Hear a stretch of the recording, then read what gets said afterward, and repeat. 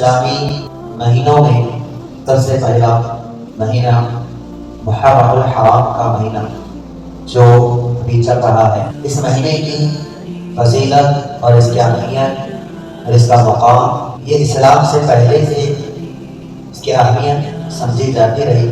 رمضان المبارک تمام مہینوں میں افضل ہے، لیکن رمضان المبارک کی افضلیت اور اس کا زیادہ تمام مہینوں میں بہتر ہونا وہ اس وقت معلوم ہوا اور اس کی فضیلت اس وقت دی گئی جب اسلام آیا۔ لیکن محرم الحرام کی جو فضیلت ہے یہ حضرت ابراہیم علیہ السلام کے زمانے سے، جب سے خانہ کعبہ بنا، جب سے مخصوص انداز میں پچھلی شریعتوں میں خانہ کعبہ کا احترام اور وہاں پر کیے جانے والے طواف اور ان کی عبادتوں کا جو سلسلہ شروع ہوا، جب سے محرم الحرام کو فضیلت حاصل ہے۔ چنانچہ 4 مہینے بہت زیادہ مقدس کہلائے۔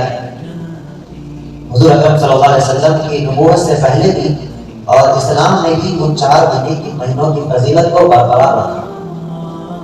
ایسا نہیں ہوا کہ اسلام آ گیا، پچھلی جو مہینوں کی مقدس اور ان کی حرمت تھی، جو تقدس تھا وہ ختم، اب صرف رمضان کو فضیلت حاصل ہے، ایسا اسلام نے نہیں کہا۔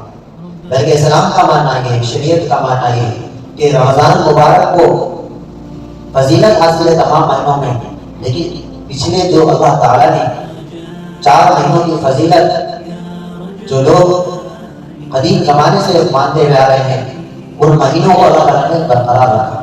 اسلام نے بھی ان کو برقرار رکھا۔ کیوں برقرار رکھا گیا؟ کیونکہ ان مہینوں میں بہت ساری خصوصیات، بہت ساری عبادتیں، بہت سارے واقعات اور بہت ساری چیزوں کا اس میں تعلق ہے۔ ذی الحجہ کو لے لیجیے، اس میں حج کی ادائیگی ہوتی ہے۔ رجب کا مہینہ یا رمضان مبارک کا استقبال کا مہینہ ہوتا ہے۔ تو ان مہینوں کی اہمیت کو اللہ نے برقرار رکھا۔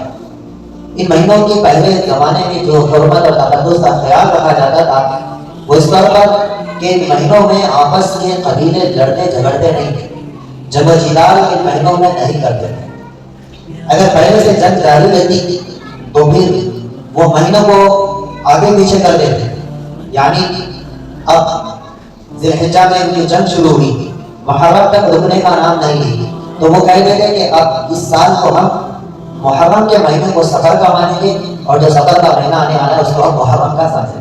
تو اللہ تعالیٰ فرماتے ہیں فلا تظلموا فیہ، یہ جو 12 مہینوں کی ترتیب ہے اس میں آگے پیچھے کر کے اپنے اوپر ظلم مت کرو۔ مسلمان تو ایسا نہیں کرتے تھے، لیکن زمانہ جاہلیت میں حضور اکرم صلی اللہ علیہ وسلم کے زمانے سے پہلے اس طرح ہوا کرتا تھا، تو اب اسلام آنے کے بعد اس طرح کے مہینوں کی تبدیلی، کسی مہینے کو آگے کر دینا، کسی مہینے کو پیچھے کر دینا، یہ منع کیا گیا۔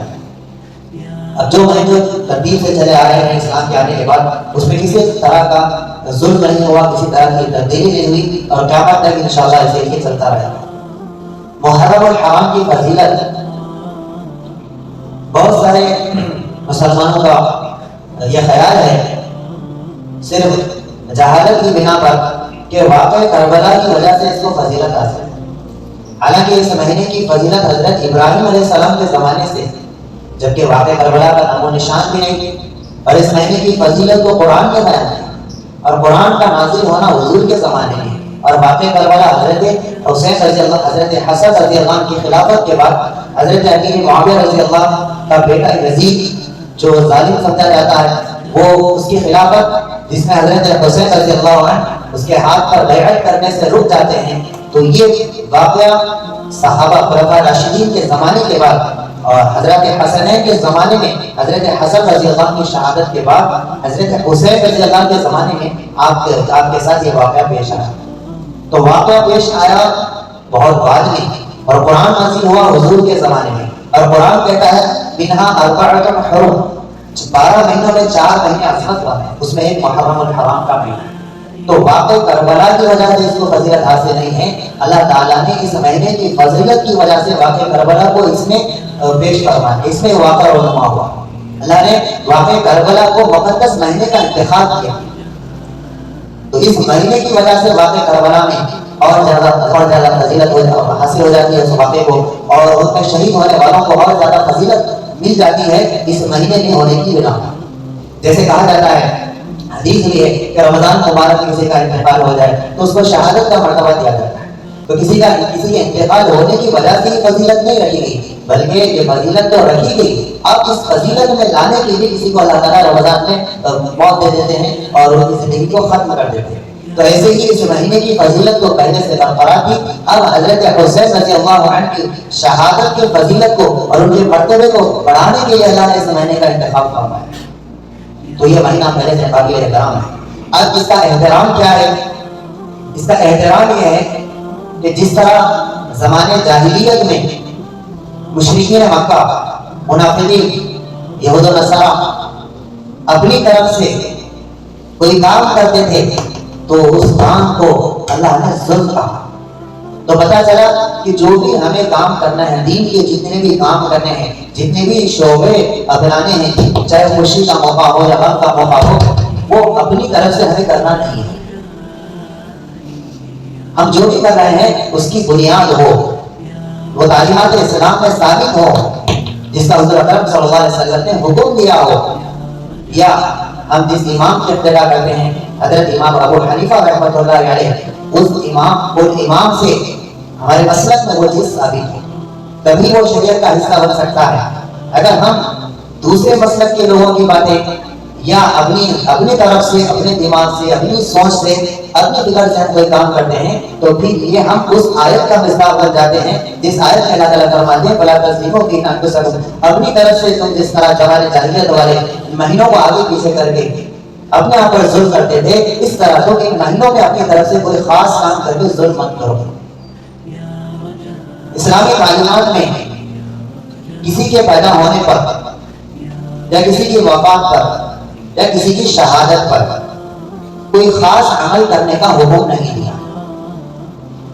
کسی کے پیدائش پر، کسی بڑی ہستی کی پیدائش پر یا کسی قریبی آدمی کی پیدائش پر خوش ہونا یہ طبیعی بات ہے، یہ نیچرلی ہے، یہ فطرت ہے، فطرت انسانیت ہے کہ قریبی کے پیدا ہونے پر خوش ہونا. تو خوش ہونا الگ ہے، خوشی کی خبر سننے کے بعد خوش ہونا الگ ہے. کسی خوشی کی خبر کو سن کر اس وقت تو خوش ہونا یہ طبیعی بات ہے، فطری بات ہے. اور کسی کے قریبی یا اپنے چہیتے کے پیدا ہونے کی خوش خبری سن کر، اس کی خبر کو سن کر خوش ہونا یہ فطری بات ہے. اسی طرح کسی قریبی یا کسی تعلق رکھنے والے کی انتقال اپنے سامنے ہو جائے تو غم کا ہونا اور رونا یہ فطری بات ہے، انسان کی فطرت ہے. اور کسی غم کے واقعے کو، کسی خبر کو سن کر بھی رونا یہ فطری بات ہے، یہ الگ بات ہے، اس سے شریعت منع نہیں کرتی. لیکن جس بات کو شریعت منع کرتی وہ یہ ہے کہ آپ ہنسنے کے لیے، خوش ہونے کے لیے آپ ایک دن مقرر کریں اور اس دن کو ہر سال خوش ہوتے رہیں. کسی کے وفات پر غم منانے کے لیے ایک دن مقرر کریں اور اس غم میں ہر سال اس غم کا برقرار رکھیں اور پابندی سے کریں. شریعت کا ایک اصول ہے کہ کسی بھی کام کو پابندی سے کرنے کے لیے اور وقت مقرر کر کے کرنے کے لیے دلیل چاہیے. کیوں؟ کیونکہ تمام احکامات اوقات کے ساتھ ہیں. رمضان اوقات کے ساتھ ہے، نماز وقت کے ساتھ ہے، زکوٰۃ سال میں ایک مرتبہ اس کا بھی ایک وقت ہے. تو جتنی بھی عبادات ہمیں ملی ہیں سب وقت کے ساتھ متعین ہیں. اگر ہم کوئی اپنی طرف سے کوئی اچھا کام کر رہے ہیں، اگر اس کو ہم کسی ایک وقت میں متعین کر کے پابندی سے کر رہے ہیں تو پھر وہ دین میں نئی چیز ہو جاتی ہے. کیونکہ شریعت کے تمام احکامات وقت کے ساتھ مقرر ہیں تو ہم اپنی طرف سے کوئی کام نہیں کر سکتے. اگر کوئی اچھا کام اپنی طرف سے کر دیے جو شریعت میں ثابت نہیں ہے تو شریعت اس کو اچھا کام سمجھتی ہے لیکن پابندی سے منع کرتی ہے. جب پابندی سے کرنے کا مطلب یہ سمجھا جائے گا کہ شریعت نے اس کام کا آپ کو حکم دیا ہے. تو ایسے ہی واقعہ کربلا بڑا الگ واقعہ ہے، بہت دل اندوز واقعہ ہے، جس واقعے کو سن کر ایک مسلمان، اس کا اسلامی جذبہ، اس کی اسلامی غیرت، اس کی ایمانی غیرت اس کو یہ گوارا نہیں کر سکتی کہ اس واقعے کو سن کر وہ اس کے دل میں تبدیلی نہ ہو، اس کی بے چینی نہ بڑھے، اس کے آنکھوں سے آنسو نہ بہے اور اس کا دل مچل نہ جائے. یہ فطرت کے بالکل خلاف ہے. لیکن یہ بات ضرور ذہن میں رکھنے کی ہے کہ ہم اس غم منانے کے لیے کوئی دن مقرر کرتے ہیں یا کسی مہینے کو مقرر کرتے ہیں تو پھر یہ اہل سنت والجماعت کا یہ طریقہ نہیں ہے، یہ شیعہ کا طریقہ ہے. اسی میں علم اٹھانا، اسی میں بہت سارے رسم و رواج جو شیعہ سے سنیوں میں آ چکی ہے. تو اہل سنت والجماعت جو اللہ کے حبیب صلی اللہ علیہ وسلم جس کو کامیاب ہونے والی جماعت فرمایا ہے وہ اہل سنت والجماعت ہے کہ ہم جو بھی کریں تو دیکھیں کہ حضور نے حکم دیا ہے یا صحابہ نے کسی کام کو کیا ہے. تو غم خوش غم ہونا افسوس کا ہونا واقع کربلا کا افسوس الگ بات ہے، لیکن کسی واقعے کو کسی دن کے لیے غم منانے کا دن مقرر کرنا یہ اہل سنت والجماعت میں نہیں ہے۔ یہ شیعہ کا طریقہ ہے جو دھیرے دھیرے اہل سنت والجماعت میں داخل ہوتا جا رہا ہے، اہل بیت اور حضور اکرم صلی اللہ علیہ وسلم کی محبت کے نام پر۔ محبت میں شریعت سے تجاوز کرنا یہ اللہ کے نبی صلی اللہ علیہ وسلم کو ناراض کرنے والی بات ہے۔ حضرت جعفر طیار رضی اللہ عنہ اہل بیت میں سے ہیں، آپ کی 4 بیویاں تھیں، آپ کو شہید کیا گیا، آپ کے ازواج کو رونے سے اللہ کے نبی صلی اللہ علیہ وسلم منع فرما رہے ہیں کہ عورتیں آواز سے نہ روئیں، نوحہ نہ کریں، ماتم نہ کریں۔ اگر وہ منع کرنے کے باوجود بھی اگر رک نہیں رہی تھی تو آپ نے السلام نے فرمایا کہ جاؤ ان کے منہ پر خاک کھا۔